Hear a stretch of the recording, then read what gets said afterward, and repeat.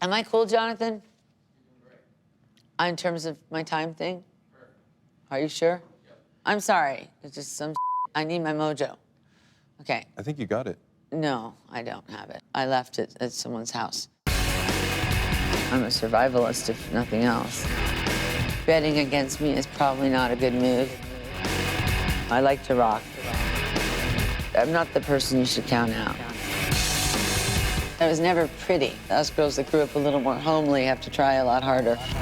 If you don't want it, you're not gonna get it. I'm the last bitch standing. End up. Courtney. Yeah, How are you? fine, thanks. Nice to meet you. Thanks. You're on the record with Fuse. How you doing today? I'm okay. Long morning. Yeah, long night. What time did you get up this morning? I didn't sleep. So you're still just coasting on coffee. Little coasting on coffee, yeah. Okay. Really like the album, Nobody's Daughter. Very powerful. Another great Courtney Love album. And I get the sense in this one It's that... a whole record. It is, yes. But these records express you and who you are, right? Yes. I mean... But it does it within a band context. Yeah. I wonder why you're not a solo artist. Because I can't deal with being not in a real band. How is this whole when nobody else from the previous Holes, there have been several iterations of Hole, but... Trent Reznor, what's the difference? Billy Corgan, I had the name since 1986. Hole, Cockpit, Swamp, Babes in Toyland. Obviously, I lost Babes in Toyland, but I had my own name, Courtney Love, so I didn't even bother fighting for that. Cockpit, probably there's a band called Cockpit right now, but there's always a band called Cockpit. Swamp, chances were low. And so Hole, because it came from Euripides' Medea, there is a hole that pierces right through me, is the one that I kept. I had a partner, Eric Erlandson, and now I have another partner, Mikko Larkin. I can't play with Eric anymore. He's never played a stroke of music, to my understanding, since the day that in Vancouver when we split up the band. But you and Eric founded the band together. No, I founded the band.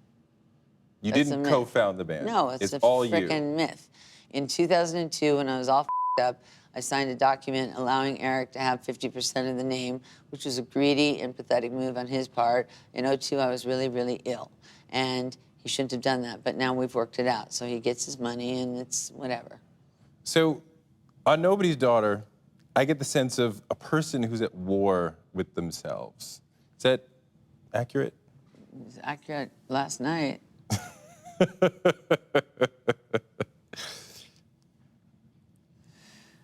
Yeah, I mean, I don't know, it's sort of like two energies are just like going like that. Just, like that. I mean, I feel like sometimes like you are extraordinarily talented and then you are your biggest obstacle. Okay. Do you agree with that? Yeah. And you have this talent and you have this will to push forward no matter what, and then you throw yourself in your own way. Yeah. Are you in control of yourself? Very much so. I mean, the person who I get from reading and listening to Nobody's Daughter seems like, you know, you have forces that lead you into deep holes, and then you have, you know, these soul-wrenching, difficult situations, and then you also have this determination to win and to get out of those holes. Yeah, I think betting against me is probably not a good move, just because I tend to get what I want sometimes, most of the time. I mean, I do. I'm not the person you should count out, you know, and I've proven myself that I can stand back up again too many times. So. Are you now on the wagon or off the wagon? I'm not on any drugs at all. How long have you been sober? 8 years. No, not 8 years, 7 years. I mean, it was like, you know, do it or die. You know, I mean, I'm a survivalist, if nothing else. Yeah, you're making this album in rehab, in California, in a place where you can't make noise. Yeah, that sucked. Some of it. Never Go Hungry came from there. Pacific Coast Highway came from there. Pacific Coast Highway, you say, I'm overwhelmed and undersexed, I'm overwrought and so disgraced and too ashamed to show my face. What do you mean? Well, on this record, I actually ran into the woman in Vegas who was standing there the night that I walked away from this guy, and said to her, you know what, I'm not f***ing anyone for until this record's over. And I did a Morrissey, and I became by choice celibate for almost 5 years, which was bananas. It wasn't as bananas as not being celibate, though. That has problems too. But I definitely needed all of my energy to put into this record, like all of it. I mean, and that stuff can be really distracting. Sex and love and the love part, especially. But how difficult is it to be celibate for 5 years? It was weird because I ended up with no drugs involved. I'm about 5'11", and I ended up at about 101 pounds from the energy of the record. I mean, like, Billy Corgan was a big part of making this record, and then there's the whole sort of, seems like the relationship sort of flames up. Well, that's him, Billy is mercurial, to say the least. But you are too. Not really, not like he is. I'm a pretty stable person. I mean, I'm steady as a rock. You're a stable person? Yeah. I mean, I can be counted on to show up. I can be counted on to be loyal. I can be counted on to be honorable. I'm an incredibly stable person. Were you always? Yeah. Even when I was on drugs, I'm stable in the sense that I'm there for the people that I love, and I mean, I've missed, other than the 04 record that doesn't count, I've missed in my career 2 shows. Can I have my coffee real quick? What do you mean by nobody's daughter? Isn't that prescient?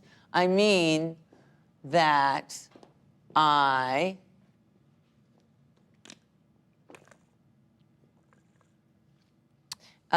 am not anybody's daughter. My mother was nobody's daughter. She was adopted. My grandmother was put in the Hollywood orphanage. And obviously Frances is 2 very big somebody's daughters, and she's trying to be nobody's daughter. So, we're not going to get into that today. But it's a strange matrilineage that I have. Very strange. Are you adopted? No, but my father, his custody was removed by the time I was 3, and I haven't talked to my mother for 30 years. But I mean, everybody comes from somewhere, right? Yeah, but I mean my mother, the romantic version would be that I survived the abortion attempt, but she went down to but I'm sure that's not true. She went to Tijuana to get an abortion, and I was what's the word, ill-conceived. I was a very not happy accident. On PCH, you say, I knew a boy, he left me so damaged. Do you even know the extent of what you ravaged? Yep. I mean, you're talking about Kurt. No. No? Who are you talking about? None of your business. But I know who I'm talking about. Okay. So, I mean, it could be applicable to Kurt because the boy that came from the sea part evokes Kurt, I think. Yeah. So then when you say I'm on the PCH with your gun in my hands, what does that mean? I think it's an allusion to suicide. Is that literal? Did that happen, or is it metaphoric? I don't know how to drive. So you do that math. So what was your last conversation with Kurt like? It was gross. It was gross.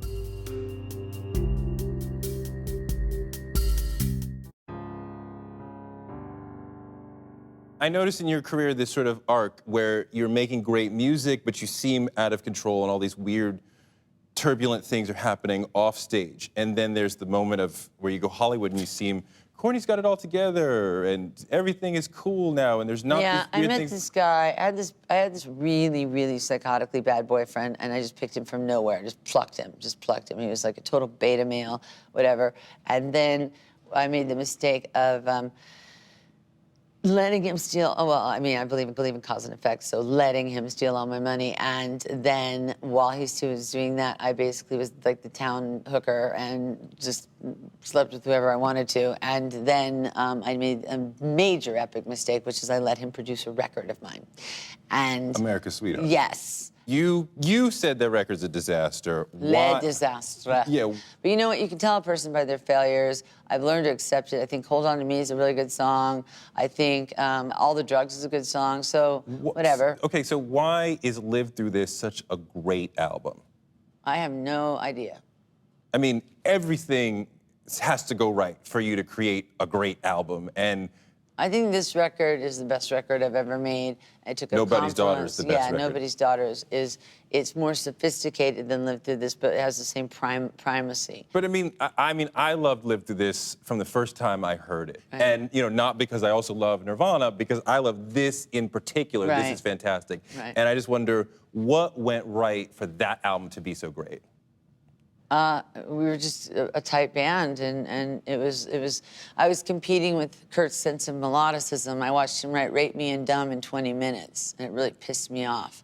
So I was competing with living with a man who didn't even like writing melodies, who wanted to paint, and boom, you know, whatever. So we have time for 2 more questions. Huh? I'm sorry.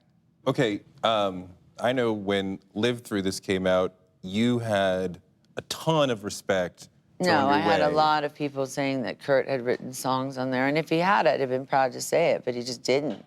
You know, I'm not embarrassed that Billy co-wrote some songs on this. Well, wait, let's get just clarity on that. What was Kurt's part in Live Through This? Nothing. Nothing. No. He came to visit the studio in Atlanta once, and the guy never once gave me any drugs, and all of a sudden out came the drugs for Kurt, which really pissed me off, but I was back then. And then he sang backup on a song, Live Through This, or asking for it. And then the song Softer, Softest, he sang backup on that, and the one day that he was there with Francis. So. How did you meet Kurt? I met him in 1988 at a Dharma Bums show where I was doing spoken word. And he had a girlfriend that I thought was chunky, and I told him so. And he wrestled me, which was cute. He wrestled you. Yeah, he wrestled me on a beer-soaked floor. What was Kurt like around the house? Away from the stardom? A pig, but a very adorable pig. I'm a pig, too. So what was your last conversation with him like? It was about getting him to rehab, and oh no, it's worse than that. My last conversation with him was like, if he didn't do Lollapalooza, it was gross. It was gross. Like Billy would make 11.5 million, and it was the last thing he wanted to hear. He didn't care. He didn't care, and I got totally put up to it, and the people around us were so evil. They were like, you know, you guys are going to go broke. And I mean, when he died, he had over $38 million, and no one knows where that went. But in any case, can you just tell me, where were you? he was in Exodus. No, I mean, no, when you were told that he was gone, where were you? I was in the hospital in Exodus. I checked in because the day he died, I'm positive it's the day he died, the cops came into my room at the Peninsula Hotel and arrested me for this ass psychiatrist who had left his prescription pad there. It wasn't even a triplicate pad. It was just like a normal birth control pad. So what and was they your, arrested me. So what was your first reaction? Who Well, told you? Rosemary Carroll, the lawyer. And what was your first reaction? I saw her face, and I was watching the Cancer Channel that morning for some reason, and I just went, how? Are you still grieving? Is that permanent? No. Yes and no. It depends. I mean, sometimes. I mean, in the days after this happens, you're grieving this profound tragedy, and yet your album comes out and people are like, she's an amazing artist in her own right. So you're having this amazing success at the same time when you're dealing with this amazing tragedy or this horrible tragedy. How do you deal with that roller coaster? Back then, Yeah. I just did a lot of drugs. I don't remember much. And what is your understanding of why that happened? Confluence of many things: genetics, bad management, stomach pain. You know, if you can imagine Keith Richards having an intervention, you know, you can't. Okay, so some '90s moralistic bullshit that just didn't work and stuff like that. But we only have about 10 minutes left, so you want to get in there. What do you? I want to give you a chance to talk to people who say you had some part in this cocktail, this constellation of things. What do you say I had to that? no part in it, and that's a ridiculous question. I think it's a ridiculous sentiment, but you know that people think that. I don't think very many people think that. I think you're talking about a very vocal minority of ass. I agree with you. But what I will say is that when you're a widow of a suicide, you always get, whether you're me or not, you always get some sort of blame, whereas widowers don't get quite as much. Right. So then there's a huge amount of personal guilt that I feel. I'm not in a competition with some chicks or something, but there aren't any. I'm the last bitch standing, end of.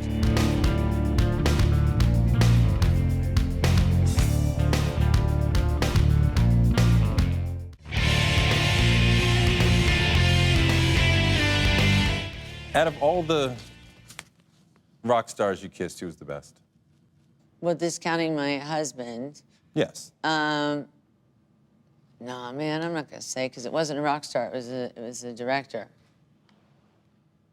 You have to run that clip with this where Kurt goes on the word and says Courtney Love of the pop band Hole is the greatest in the world. You just have to. Okay. Here's Nirvana, kicking it up good style. 600,000 copies of their album in the USA, and first time live on TV. See you next week. I'd like all of you people in this room to know that Courtney Love, the lead singer of the sensational pop group Hole, is the best in the world. How did you get so good? Because I was never pretty. So pretty girls just lie there. And whereas us girls that grew up a little more homely have to try a lot harder. And that's why, like, pretty girls never threaten me. It's like, yeah, you want to take me on? Take me on? Go for it. I'm sure Jessica Simpson loved that sexual napalm comment as well. In fact, I know she did because I asked her if she did. So I don't want to spill the beans on her, but I know she did. Wait, did you? So we decided, because we were talking about this, since I'm the greatest in the world and she's sexual napalm, that we should get together and make sexual nuke. That'd be amazing. Yeah. I'm sorry I don't have time, but I have to deal with a personal issue. Is that okay? No, mean, but yeah, I mean- you're gonna put up with it. All right, so last question? Not about Kurt, maybe? No, I mean, I've asked you tons of things about you. Okay, anything about this record? What, I mean, all right. On Pacific Coast Highway, you say, what I want, I will never have. What do you want? A life.